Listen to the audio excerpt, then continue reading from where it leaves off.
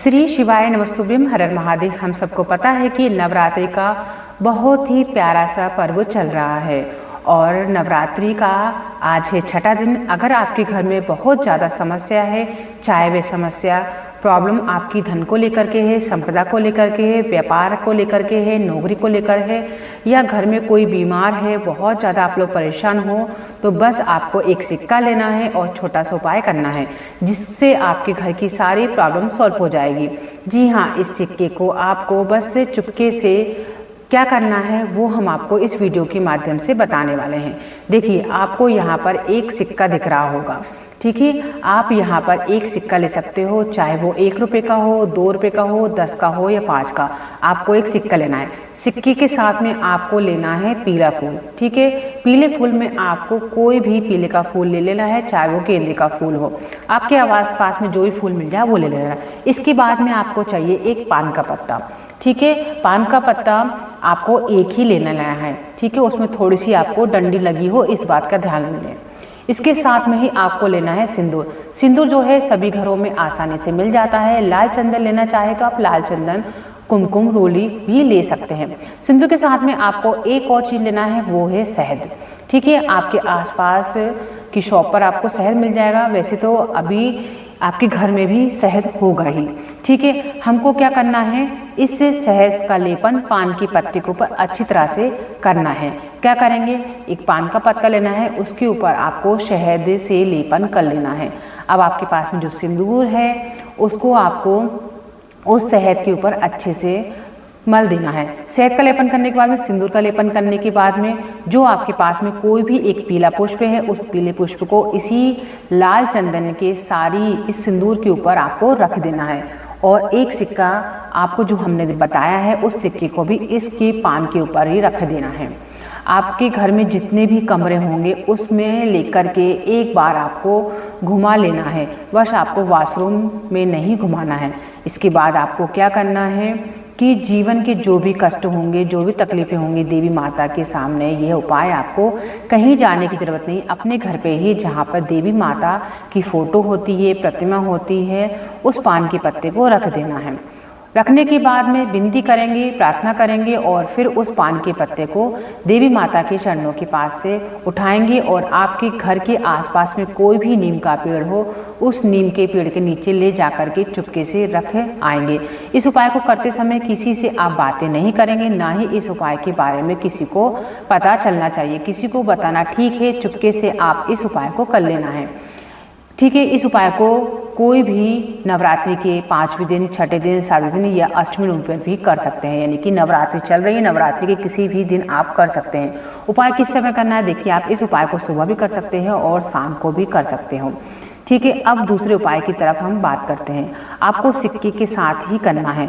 कहोगे भैया इस सिक्के को करने से हमें क्या फ़ायदा होगा, क्या बेनिफिट होगा? अगर मान लेते हैं आपके घर का कोई भी ऐसा इंसान है जो बहुत क्रोधी ही है, या फिर कोई ऐसा इंसान है जिसको नज़र टोने से हाय बहुत ज़्यादा लगती है, हमेशा परेशानी में रहता है, दवाई खाते रहते हैं, कंडीशन में आपको लेना है एक सिक्का।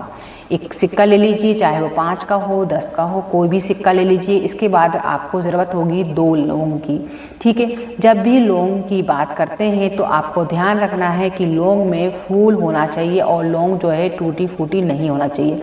अब आप समझो, आपको इस तरीके से एक मोली लेना है, कलावा लेना है, रक्षा सूत्र जिसे बोलते हैं। इस मोली को, कलावे को, जो सिक्का आपको दिख रहा है, इस सिक्के के ऊपर आपको 5 बार या 7 बार आपको उस व्यक्ति का नाम और गोत्र बोलकर लपेट देना है। आपके घर में बहुत दिनों से जो बीमार है, जो बहुत ज़्यादा गुस्सा करता है, क्रोध आता है, जो भी उसकी प्रॉब्लम है, उस इंसान का नाम लीजिएगा, गोत्र बोल करके उस सिक्के के ऊपर उस मोली को, कलावे को लपेट दीजिएगा। लपेटने के बाद में क्या करना है, इन दोनों लोगों को इन दोनों लोगों को अलग से रखना होगा, ठीक है। लपेटना नहीं है। लपेटने के बाद में आप अपने घर के जब बाहर आएंगे, अपना राइट हैंड पैर बाहर निकालेंगे तो क्या करेंगे, अपना राइट पैर, दाहिना पैर घर के बाहर निकालेंगे और उसके बाद में आपको लेकर जाना होगा देवी माता का मंदिर के पास में जहाँ भी आपके घर के आसपास में हो।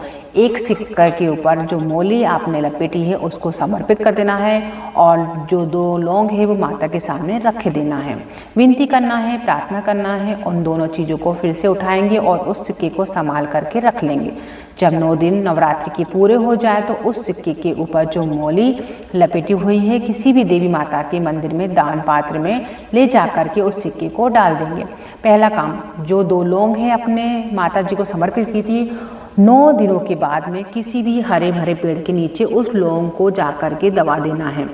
इससे जिस इंसान के लिए आप इस उपाय को कर रहे हैं उसकी नज़र टोने से, हाय से वो बच जाता है और उसका गुस्सा भी शांत हो जाता है। उसकी जो गलत आदतें होती हैं वो धीरे धीरे ठीक हो जाती हैं। ठीक है, आपको ये उपाय अच्छे से समझ आ गए हो। अब चलिए जान लेते हैं तीसरा उपाय। ये जो तीसरा उपाय है वो आपको करना है केसर के साथ में। इसके फ़ायदे क्या है, कैसे करना है, सब आपको हम बताने वाले हैं। सबसे पहले देखिए, आपको क्या करना है कि मेरे चैनल को आप सब्सक्राइब कर लीजिएगा और वीडियो को लाइक शेयर ज़रूर कर लीजिएगा। चलिए समझ लेते हैं। आपको लेना है केसर। केसर आप सभी लोग जानते हैं कि केसर लाल रंग की होती है। अगर आपको अपनी मनोकामना है, जो विशेष मनोकामना है, जल्दी से पूरी करवानी है, इच्छा अधूरी रह गई है, तो इस नवरात्रि के किसी भी एक दिन आपको लेना है केसर। अब बहुत सारे केसर नहीं लेना है आपको, थोड़ी सी मात्रा में आपको केसर आसानी से मिल जाएंगे। ठीक है, अब क्या है, केसर होता है बहुत महंगा, तो आप थोड़ा सा ही ले लीजिएगा। मार्केट में आपको 10 रुपये में मिल जाएगा। थोड़ा सा केसर लेंगे। केसर के साथ में आपको लेना है पान का पत्ता। केसर हमेशा सुगंधित पदार्थ में आता है, तो पान के पत्ते के ऊपर जो केसर आपको हम बता रहे हैं उसको रख देना है। ठीक है, अब आपके घर में कहीं जाने की आपको ज़रूरत नहीं है। आपके घर में या मंदिर जहाँ आपका होता है वहाँ पर आपको जाना है। देवी माता के सामने, प्रतिमा के सामने, फोटो के सामने उस पान के पत्ते के ऊपर केसर रख रहा है आपने, उसको समर्पित कर देना है और अपनी मनोकामना को आपको बोल देना है। ठीक है, अगर आप मंदिर में जाके कर रहे हो तो वहाँ पर आपको एक दीपक लेके जाना है और दीपक में आपको तिल का तेल डालना है और घर से आपको माचिस भी लेकर जानी है। फिर आप माता जी के मंदिर में जाकर पहले दीपक जलाएंगे, फिर उस पान के पत्ते के ऊपर आपको केसर रख देनी है और अपनी मनोकामना को बोल देना है। छोटा सा प्यारा सा उपाय है। नवरात्रों के दिन में ही आप किसी भी एक दिन ये कर सकते हैं। सुबह चाहे सुबह भी कर सकते हैं, शाम को चाहे तो शाम को भी ये उपाय कर सकते हैं। इस उपाय करने के लिए आपको शाम के समय पे करना है तो प्रदोष काल में सुबह के समय करना है। इस उपाय को तो आप 10 बजे के पहले ही कर दीजिएगा। देखिए, सबसे छोटे और सबसे आखिरी उपाय यानी कि चौथा उपाय है जो है किनको करना है। देखो, हम लोग कभी कभी समझ नहीं पाते हैं कि हमारे घर में धन को लेकर के कमियां हो रही हैं।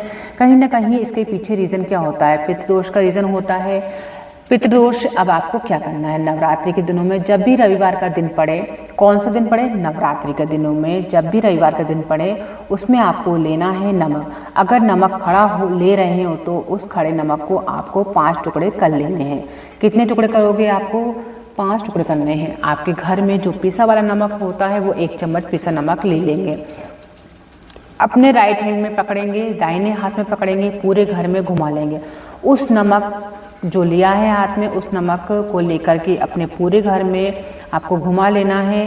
कब घुमाओगे, जब आपके घर में झाड़ू पोंछा लग जाए। रविवार के दिन आपको झाड़ू पोंछा लगने के बाद में उस नमक को लेकर घुमाना है।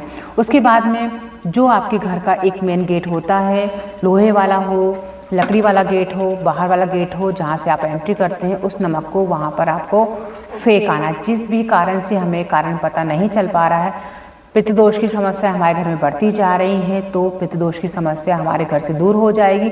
बहुत ही छोटा सा सरल सा उपाय है जिससे आपके घर में अगर माँ लक्ष्मी का वास नहीं हो पा रहा था, बहुत ज़्यादा परेशान हो रहे हो, तो धन संपदा को लेकर परेशान हो रहे हो, तो धन की समस्या हो रही थी, कर्ज बढ़ता जा रहा था, माता रानी जरूर दूर कर देंगी। ठीक है, करके देखिएगा। हमने आपको सरल भाषा में समझाने का प्रयास किया है। दोस्तों, अगर आपको कोई भी क्वेश्चन पूछना हो तो आप कमेंट्स बॉक्स में जाकर पूछ सकते हैं और हमारी वीडियो को आप शेयर कर दीजिए ताकि सभी लोगों को इस वीडियो का लाभ प्राप्त हो सके। दोस्तों, आज के लिए बस इतना ही। हर हर महादेव, श्री शिवाय, नमस्तुभ्यम।